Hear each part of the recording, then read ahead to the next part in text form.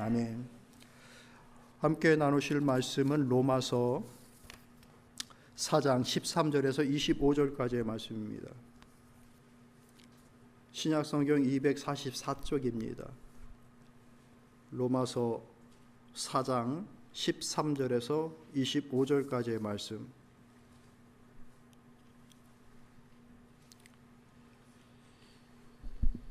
교독하도록 하겠습니다.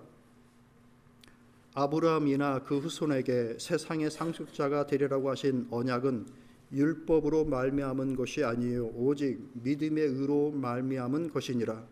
만일 율법에 속한 자들이 상속자라면 믿음은 헛것이 되고 약속은 파기되었느니라. 율법은 진노를 이루게 하나니 율법이 없는 곳에는 범법도 없느니라. 그러므로 상속자가 되는 그것이 은혜에 속하기 위하여 믿음으로 되나니 이는 그 약속을 그 모든 후손에게 굳게 하려 하심이라. 율법에 속한 자에게뿐만 아니라 아브라함의 믿음에 속한 자에게도 그러하니 아브라함은 우리 모든 사람의 조상이라. 기록된 바 내가 너희를 많은 민족의 조상으로 세웠다 하심과 같으니 그가 믿은 바 하나님은 죽은 자를 살리시며 없는 것을 있는 것으로 부르시는 이시니라. 아브라함이 바랄 수 없는 중에 바라고 믿었으니 이는 내 후손이 이와 같으리라 하신 말씀대로 많은 민족의 조상이 되게 하려 하심이라.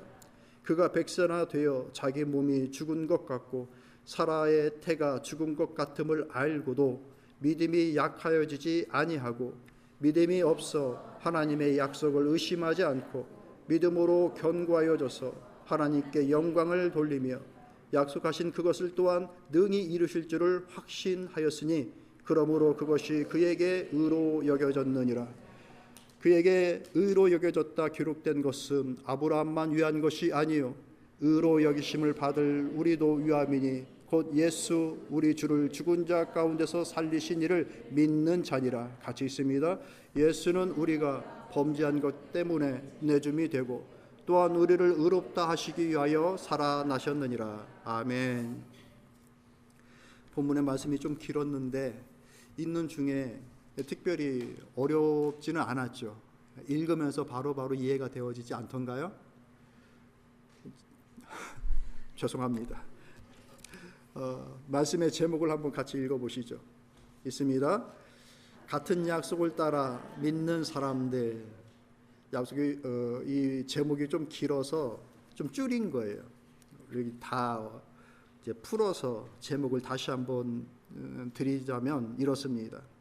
우리 모두는 같은 약속을 따라 믿는 사람들입니다라는 겁니다.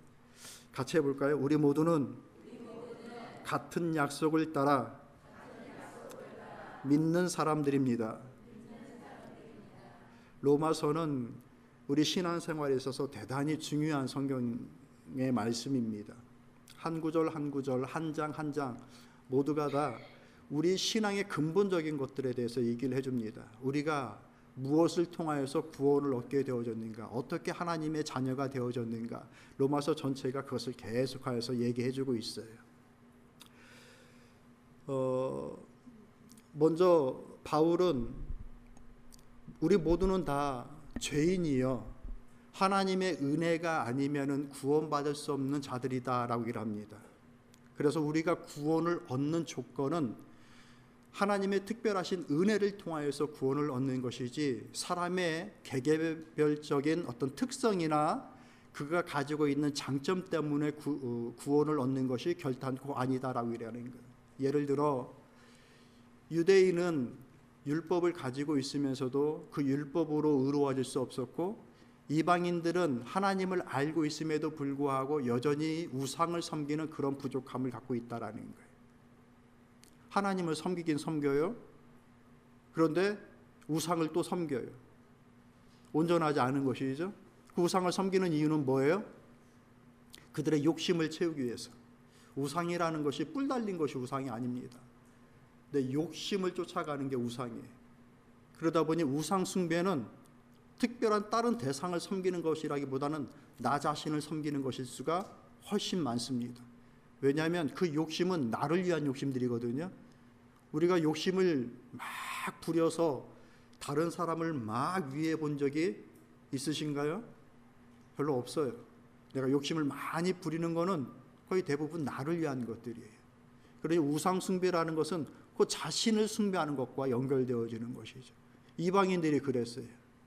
유대인들은 율법을 가졌다, 하나님의 말씀을 가졌다, 정의를 가졌다라고 하는데 그 어떤 누구도 그 율법을 다 이루지를 못하는 거예요. 그러니 모두가 죄인이구나.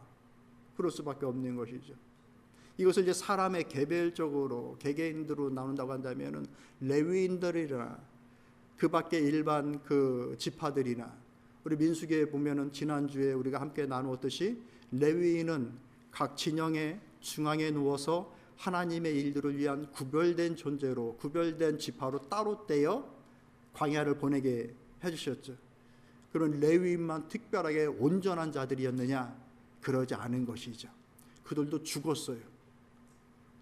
잘못 지성소에 들어가면 그들은 적의 칼에 죽는 것이 아니라 하나님께서 직접 죽이셨어요. 그러니까 누구도 의로워질 수 없는 것.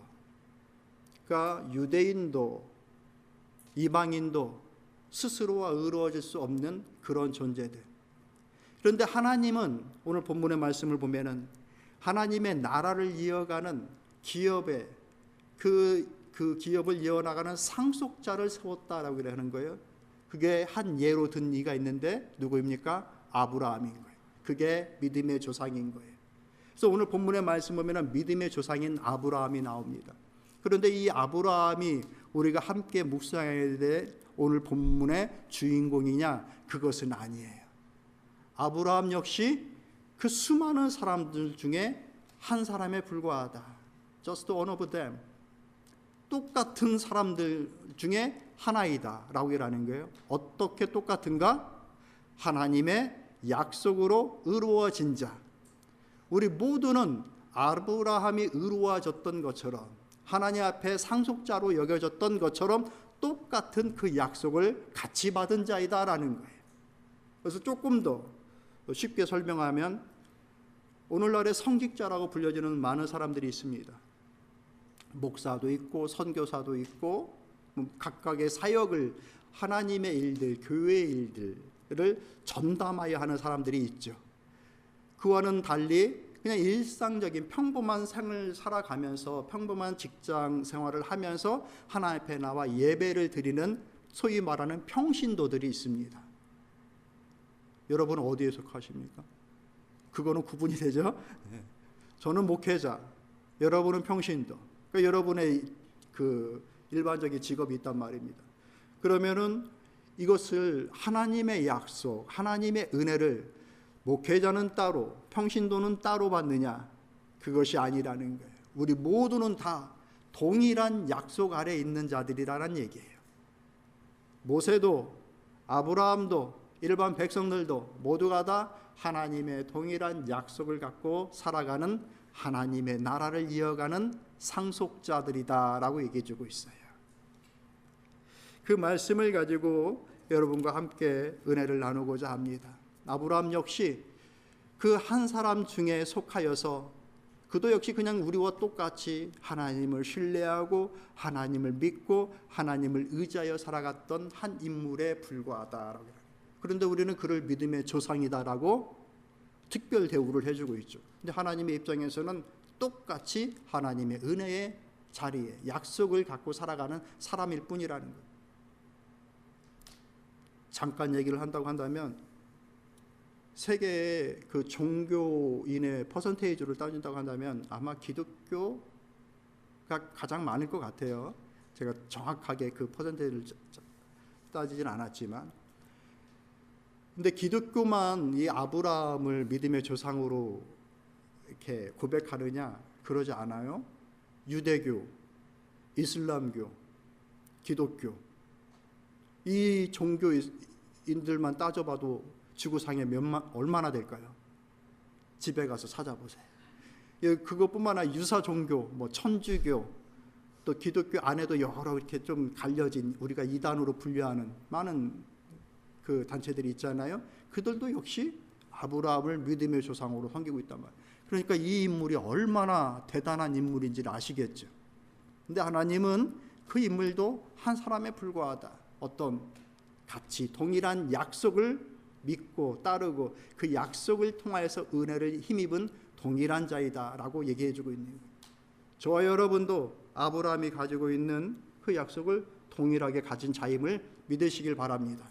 저나 여러분이나 똑같아요. 하나님의 동일한 약속을 갖고 살아가는 사람들이에요. 그렇기 때문에 하나님은 그 약속을 우리의 삶 속에서 살아가는 동안에 결국 그 약속을 실현시켜 주셔요. 어떻게 실현시켜 주시느냐 따라해 볼까요? 행위가 아니라 믿음 때문입니다. 아브라함의 행위가 특별하고 위대했기 때문에 그를 믿음의 조상으로 세웠던 것이 아닙니다. 하나님의 은혜였고 하나님의 사랑이었고 부르심이었어요. 본문의 말씀 13절 한번 같이 읽어볼까요? 있습니다.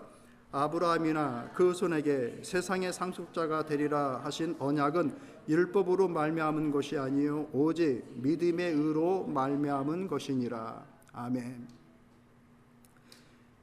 세상의 상속자가 먼저 문자적으로 한다고 한다면 창세기의 말씀 보면 아브라함을 부르시고 그 가나안 땅을 보여주면서 내가 너와 너의 후손에게 이 땅을 줄 거야.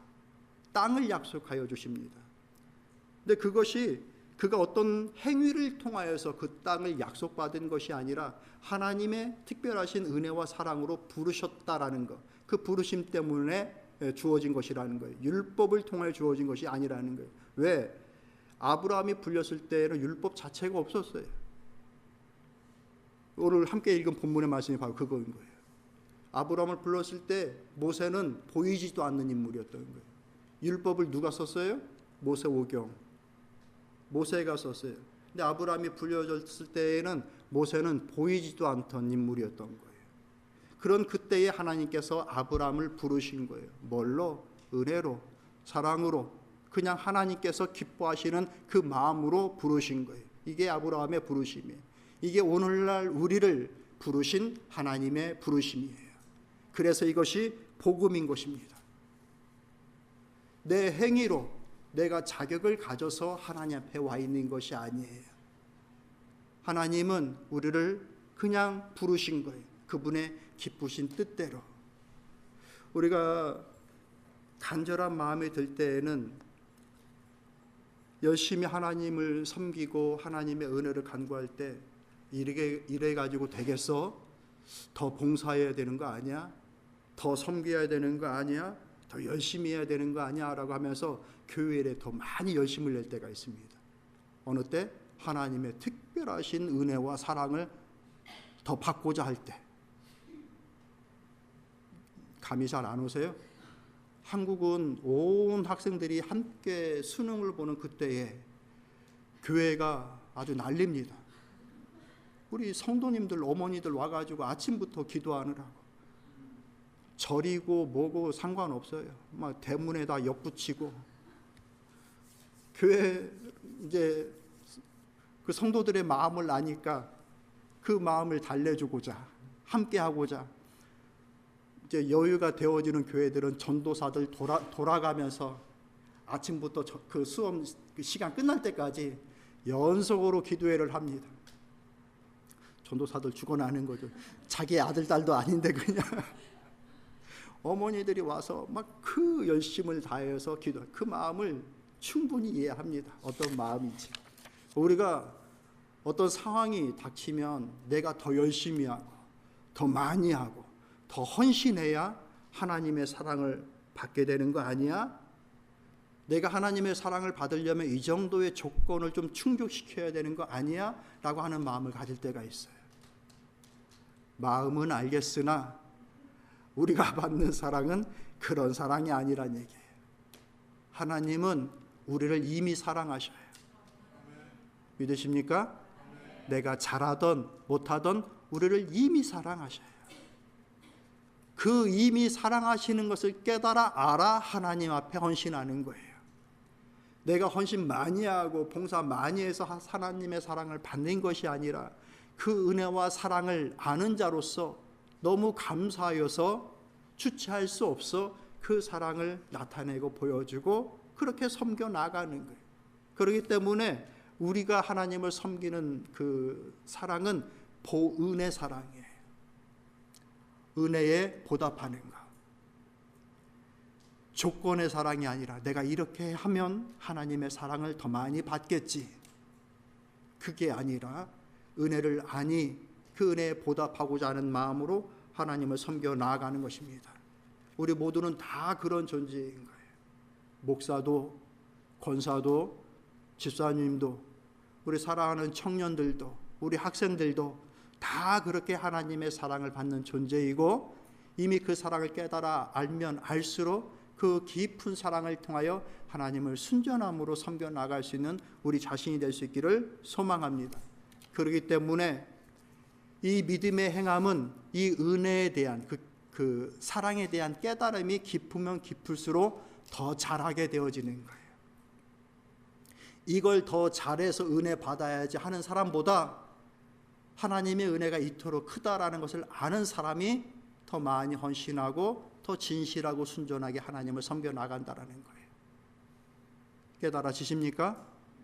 우리 사랑하는 청년들, 그 마음으로 하나님을 섬기기를 축복합니다. 누구에게 보여주려고 숙제이기 때문에 행하는 것들이 아니에요. 내가 이거 하면 좋은 대학 가고 이거 하면 좋은 직장 얻을 수 있게 되니까 이렇게 해야지, 그런 게 아니에요. 그러면 좋은 대학 못 가고 좋은 직장 안 가면 하나님 안 섬길 거예요? 우리 신앙이 그런 게 아닌 거예요. 어느 상황 속에서든 그 하나님을 인정하고 사랑하고 섬겨 나갈 수 있는 거예요.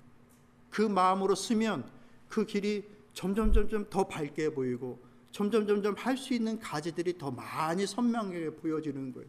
그래서 그 길을 복되게, 그 은혜가, 그 깨달음이, 그 지혜가 우리의 삶을 이끌어 나가는 거예요. 그야말로 우리의 인생 앞에서 우리를 이끌어 나가시는 그 하나님을 경험하고 체험하게 되는 거예요. 사랑하는 성도 여러분, 모두가 다 그런 은혜, 그런 하나님을 체험하고 경험하여 나가는 여러분 모두가 되시기를 축복합니다. 그렇기 때문에 우리는 이 믿음의 삶을 살아가는 동안에 믿음의 우리 눈에 보이는 현실보다 이런 약속을 주신 하나님을 더 신뢰하며 살아가야 됩니다. 따라해 볼까요? 보이는 현실보다 약속을 주신 하나님을 더 신뢰하자. 무슨 말씀이신지 아시겠죠? 근데 아는데 잘 안 돼. 눈에 보이는 이것이 훨씬 더 우리에게 영향을 많이 줘요. 마음도 그러고 행동도 그러고 이 눈에 보여지는 것 때문에 잘 안 돼요. 그런데 이 아브라함이 보여준 것이 바로 이런 특이한 모습인 거예요. 18절 말씀 읽어볼까요? 있습니다. 아브라함이 바랄 수 없는 중에 바라고 믿었으니 이는 내 후손이 이 같으리라 하신 말씀대로 많은 민족의 조상이 되게 하려 하심이니라. 바랄 수 없는 중에 바랬다, 바랄 수 없는 중에 믿었다라는 거예요. 인간적으로 볼 때에는 믿을 수 있을 만한 근거가 하나도 없는 그때에 믿었다라는 거예요. 자기가 생각할 때, 객관적으로 볼 때 이것은 이미 한계이다라는 것을 피부로 느꼈을 때조차도 그가 하나님을 신뢰했다라는 얘기입니다. 우리는 그게 잘 안 돼요.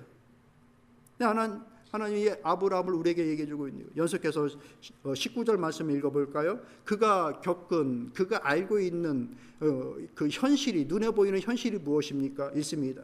그가 백세나 되어 자기 몸이 죽은 것 같고 사라의 태가 죽은 것 같음을 알고도 믿음이 약하여지지 아니하고 라고 얘기해 주고 있습니다. 알고 있는 거예요. 자기 자신이 백세이고 사라는 이미 태가 끊겨져 있는 것을 알고 있는 거예요. 근데 하나님은 약속을 해주신 거예요. 너와 내 후손에게 이 땅을 줄 거야. 나도 이제 오늘 내일 하는데 애도 없고, 그런데 무슨 후손에게 이 땅을 우리에게 주신다는 건가? 나에게 주신다라는 건가? 현실은 바로 이거예요. 눈에 보이는, 눈에 잡히는 현실은 바로 이건 거예요. 이미 한계에 와 있고 찍어보지 않아도 이게 어떤 건지를 알고 있는 거예요. 그럼에도 그의 믿음이 약하여지지 않았다라고 하고 있어요. 그게 믿음의 조상이 된 이유인 것입니다. 사랑하는 성도 여러분, 지난주에 말씀을 나누었던 것처럼 우리는 광야라고 하는 이 현실 속에서 수많은 눈에 보여지는 현실, 내 한계를 경험할 때가 참 많습니다. 눈에 보이는 것이죠. 잡히는 것이죠. 그런데 아브라함이 그런 현실 속에서도 믿음이 약해지지 않았다고 얘기를 하는 거예요. 그럼 우리가 그렇게 생각할 수 있는 거예요. 그럼 이 한계를 무시했나? 아브라함 눈에는 이게 보이질 않았나? 아예 그냥 이것을 무시해버리고 살았나? 그러지 않아요. 알았어요. 그 한계를, 이 문제점을 다 알고 있는 거예요. 100세고 살아도 나을 수 없는 몸이라는 걸 알고 있는 거예요. 믿음이라는 것이 문제를 무시하는 것이 문제가 아닙니다. 여러분 힘들고 어려울 때 신앙생활 잘 되시던가요? 두 부류로 나눠요. 잘 섬기다가 문제가 생기면 하나님을 잘 섬기지 못하는 경우들도 생겨요. 너무 힘드니까. 보통은 그러죠. 근데 어떤 사람들은 그 힘들고 어려운 속에서도 하나님을 끝까지 의지하고 하는 사람도 참 많이 있어요. 그런 사람들은 문제가 인식되어지지 않기 때문에 하나님을 섬겨 나가는 것인가? 그러지 않다라는 거예요. 그 문제보다 크신 하나님을 신뢰하는 거예요. 하나님께는 방법이 있다, 이것을 아는 거예요. 그것을 믿는 거예요. 따라해 볼까요? 하나님께는 방법이 있다. 여러분 이런 믿음 갖고 살아갈 수 있기를 바랍니다. 나는 방법이 없는데 하나님께는 방법이 있다. 문제를 문제로 알아야 돼요. 문제를 무시해버리면 안 돼요. 그러면 기도하지 않습니다. 하나님의 역사를 기대하지 않습니다. 비가 막 쏟아져요. 비를 막고 있어요. 이건 비가 아니야. 이건 분명히 땀이야. 이럴 수가 없는 거예요. 인생의 비가 막 쏟아지고 있는데 비 아니라고 하면 어쩌자는 거예요. 비예요. 바람이, 인생의 바람이 세차게 몰아오고 있어요. 머리가 다 뒤로 넘겨가요. 막 다. 이건 바람 아니야. 내가 너무 속도가 빠르기 때문이야. 그래 머리가 다 날리는 거예요. 이게 아니에요. 문제 속에서 하나님께 방법이 있다. 하나님께서 내가 아니라면, 사라르가 아니라고 한다면 또 다른 방법을 통해서도 하나님의 이 약속을 분명히 지키실 것이다 라고 하는 분명한 하나님의 약속, 그것이 실현될 것이라고 하는 그 마음, 그것으로 하나님 앞에 다 맡기며 살아가는 거예요. 그렇기 때문에 하나님을 믿는 사람은 문제가 있을 때 그 문제보다 하나님을 더 신뢰하며 하나님께 피합니다. 도망치는 게 아니에요. 하나님께 피해요. 그 마음을 피하고 그 몸을 하나님께 의탁합니다. 지난달에 말씀을 나눴던 시편의 말씀처럼 여호와 하나님은 은혜를 쌓아놓고 계시는 분이니 그 은혜를 쌓아놓으신 분께 피하는 자를 하나님이 구원하시고 도우시는 분이다라고 말씀을 함께 나눴습니다. 하나님께 피하는 자가 왜 피합니까? 자신의 안전과 미래가 하나님께 있다는 것을 믿기 때문에 피하는 거예요. 나도 힘없는데, 하나님도 힘없는데 어찌 하나님 앞에 가서 피합니까? 하나님께는 방법이 있어. 하나님은 힘이 있어. 나와는 달라. 그러니 하나님께 피하는 거예요. 같이 합시다. 문제보다 하나님을 신뢰하자. 여러분의 인생의 광야 속에 문제가 있을 줄로 압니다. 사람의 그 살아가는 모습들이 그렇게 많이 다르지 않습니다. 우리가 느끼는 어려움들을 옆 사람도 거의 동일하게 느낍니다. 가정 안에서, 부부간에, 자녀와의 문제 속에, 경제적인 것들, 장래 일들, 관계 속에서 이런 수많은 문제들을 그 현실적으로 거의 비슷하게 다 경험하고 살아갑니다. 문제는 있지만 그런 문제 속에서 하나님을 신뢰하고 의지하고 그분께 피하여 나아가는 우리의 신앙 여정. 그렇기 때문에 우리의 믿음이라는 것은 이런 삶의 현실 속에 더 잘 드러나게 되는 거예요. 교회에 와서 우리의 믿음이 드러나는 것이 아니라요, 이 문제투성이인 삶의 현장에서 우리의 믿음이 드러난다라는 거예요. 19절의 말씀을 다시 보면 말씀 볼까요? 그가 100세나 되어 자기 몸이 죽은 것 같고 사라의 태가 죽은 것 같음을 알고도 믿음이 약하여지지 않고. 우리는 약해지는 게 익숙한데 그러지 마시란 얘기예요. 문제 있어도 믿음으로 더 든든히 서려고 하나님 앞에 자꾸 피하면서 가는 거예요. 20절에 믿음이 없이 하나님의 약속을 의심하지 않고 믿음으로 견고하여져서 하나님께 영광을 돌리며. 믿음이 점점 약해지다 보니까 하나님의 약속을 신뢰하지 않아요. 의심이 들어요.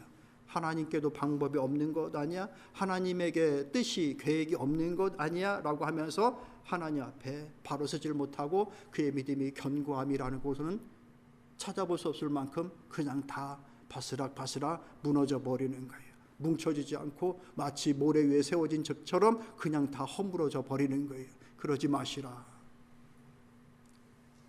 비록 그와 같은 현실이 있다 할지라도 믿음 앞에 든든히 서서 약속에 대하여서 신뢰하고 날마다 더욱더 강함으로 나아갈 수 있는 우리 자신이 되길 위해서 그렇게 믿음으로 서나가라. 그래서 믿음이 방패다. 깨달아지시죠?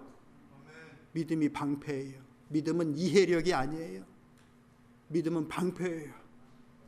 의심이 들고 어려움이 들 때에 정확하게 구별하고 발견하고 이해해서 그것을 넘어가는 것이 아니에요. 그 허들을 넘는 게 아니에요. 일단 하나님의 약속을 믿는 그 믿음으로 먼저 막는 거예요.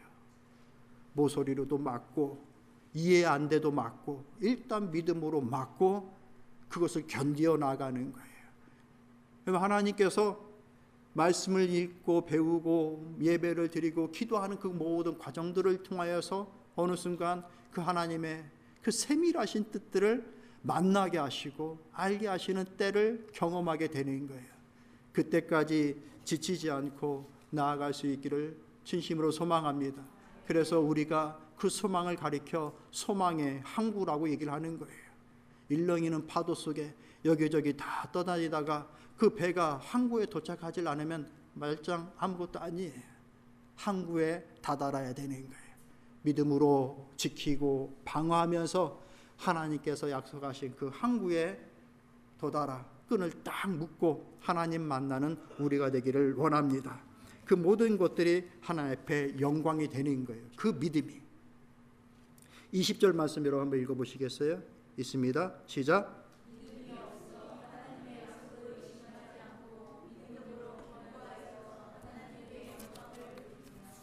아멘. 하나님께 영광을 돌려나가는 것.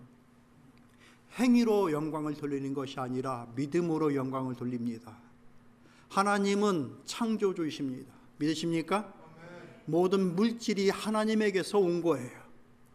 내가 무언가를 만들어서 그 물질로 하나님을 영화롭게 해드린다라고 한 것은 대단히 어리석은 것입니다. 이미 모든 것이 하나님의 것인데 어떤 물질로 하나님을 영화롭게 해드립니까? 그게 아니에요. 이미 충만하시고 이미 모든 것을 가지고 계신 만물의 주예요. 하나님이 영광을 받으시는 것은 우리의 마음이에요. 우리의 믿음이고 우리의 고백이에요. 그래서 우리의 찬양과 우리의 예배가 그 무엇보다도 하나님 앞에서 소중한 거예요. 이걸 통해서 하나님 앞에 영광을 돌려라. 말씀을 정리하도록 할게요.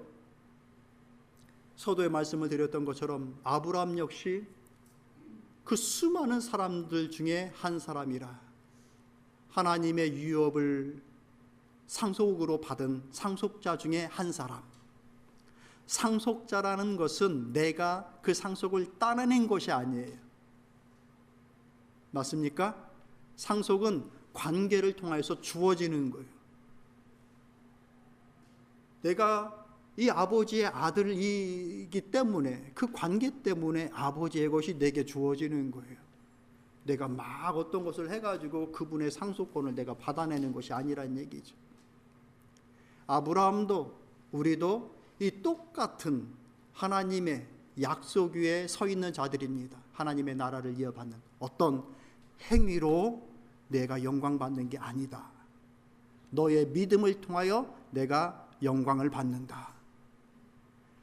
그러니까 목회자니까, 선교사니까 하나님께 더 많이 영광 돌리고 그럴 거야.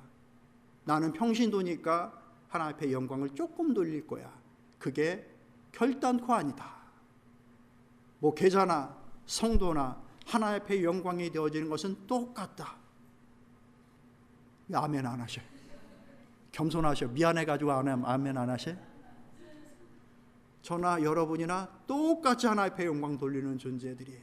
믿음으로, 고백으로, 살아냄으로. 뭘로? 믿음으로 살아냄으로. 인생의 광야라고 하는 그 현실 속에서 하나님을 신뢰하고 어떻게든 그 약속을 실현시키시는 그 하나님을 분명히 믿고 인정하며 그분을 믿고 따라가는 것, 의지하는 것, 그것 자체가 하나님 앞에 영광이 된다는 사실을 기억하여 하나님 앞에 이 믿음으로 살아가시는 여러분들 다 되시기를 진심으로 소망합니다. 그렇기 때문에 광야를 통과할 때에 레위 지파도 소중하지만 각각의 진영을 꾸려 같이 행진하여 나가는 모든 지파가 다 하나님 앞에서 구별되어지고 소중한 지파들이었어요. 그들에게 말했습니다. 각자의 위치에서 순서를 따라 앞으로 행진하여 가라. 지난주에 말씀을 나눴죠. 기억나시죠? 우리에게 주어진 위치가 있어요. 그것을 누가 정해주셨냐? 하나님께서 정해주셨어요.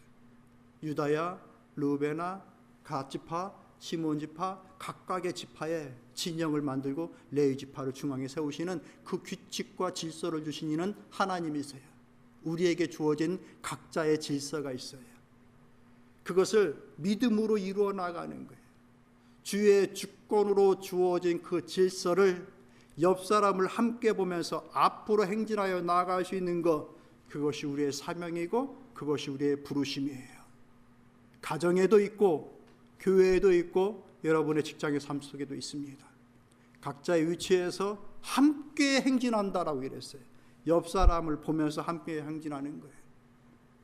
남편은 아내를 보면서, 아내는 남편을 보면서, 부모는 자녀를 보면서, 자녀는 부모를 보면서 내 생각과 뜻대로만 살아가는 것이 아니라 여기에서 내가 저들과 함께 맞추며 나가야 될 것이 무언가, 나의 순서는 무엇인가를 헤아리면서 그 믿음의 길을 같이 걸어 나가는 거예요.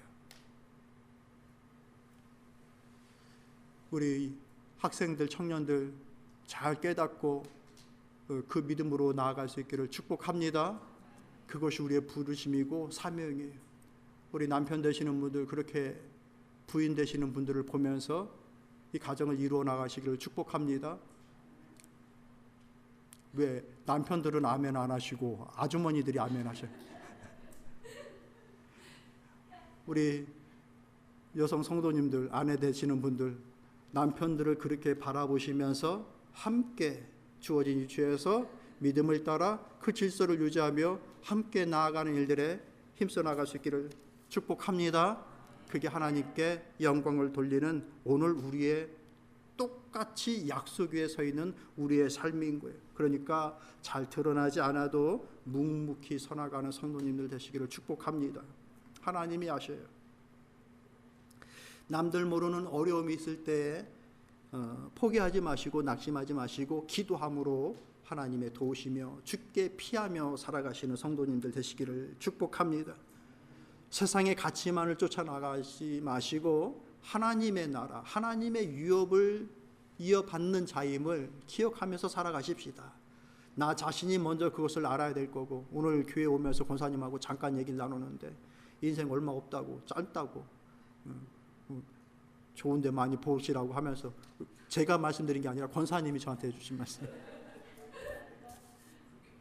다 놓고 갈 것들인데 너무 인생의 그 가치만을 쫓지 마시고 하나님의 것들을 생각하고, 그런 의미로서 우리에게 맡겨준 우리 자녀들을 다음 세대의 성도들로 여기어서 어떻게든 복음이 저들의 귀에, 저들의 심령에 새겨지기를 기도하고 애쓰면서 복음 전수에 힘써 나가는 우리 부모님들 다 되시기를 바랍니다.